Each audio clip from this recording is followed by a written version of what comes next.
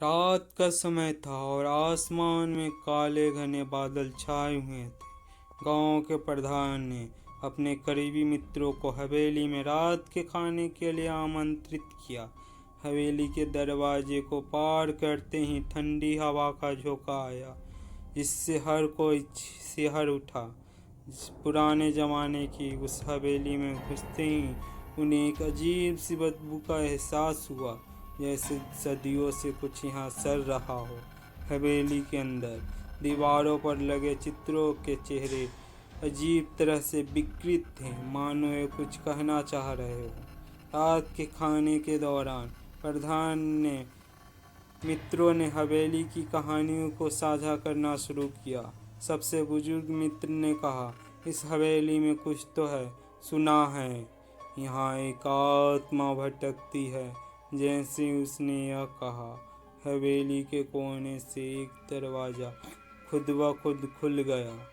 सभी की नज़रें दरवाजे की ओर मुड़ गई और एक सन्नाटा छा गया। भूतिया कहानी के बाद प्रधान ने ठान लिया कि इस हवेली के रहस्य का पर्दाफाश करेगा। हवेली के तहखाने में उन्हें एक पुराना नक्शा मिला, जिसमें एक छिपे हुए खजाने का जिक्र था। नक्शे में तहखाने के एक गुप्त कमरे का पता दिया गया था, लेकिन वहां पहुंचते ही उनकी मोमबत्तियां बुझ गई और चारों तरफ अंधेरा छा गया।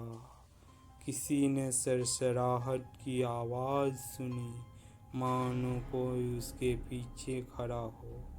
जैसे जैसे रात गहराती गई, हवेली में अजीब घटनाएं तेज हो गई। एक मित्र ने देखा कि दीवारों पर खून के धब्बे उभरने लगे। एक अन्य मित्र ने सुना कि हवेली के ऊपर से किसी औरत की चीखने की आवाज आ रही है। हर कोई डर से कांप रहा था, लेकिन हिम्मत नहीं हारी। प्रधान ने कहा, हमें इस आत्मा का सामना करना ही होगा। हवेली में एक और कमरे में प्रधान को एक पुरानी धूल से भरी हुई किताब मिली। उस किताब में आत्मा को मुक्त करने की एक तांत्रिक अनुष्ठान का वर्णन था।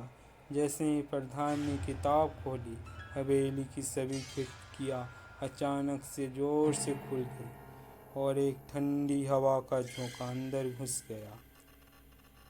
हवेली के दरवाजे अपने आप बंद हो गए, जैसे कोई उन्हें बाहर से रोक रहा हो।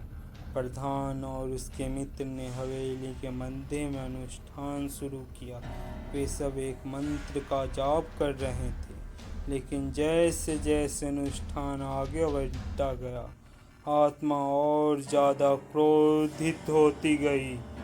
हवेली की दीवारें हिलने लगी और फर्श में दरारें पड़ गई। अचानक एक तेज आवाज़ के साथ एक मित्र की चीख उठी। वह आत्मा का चिकार बन चुका था। मित्रों में से एक ने अनुष्ठान पूरा करने की कोशिश की, लेकिन आत्मा ने उसे हवा में उठा लिया और दीवार पर पटक दिया। प्रधान ने महसूस किया कि आत्मा को शांत करने का एकमात्र तरीका खुद को उसकी बलि चढ़ाना है। उन्होंने आखिरी मंत्र पढ़ा और आत्मा के सामने समर्पण कर दिया।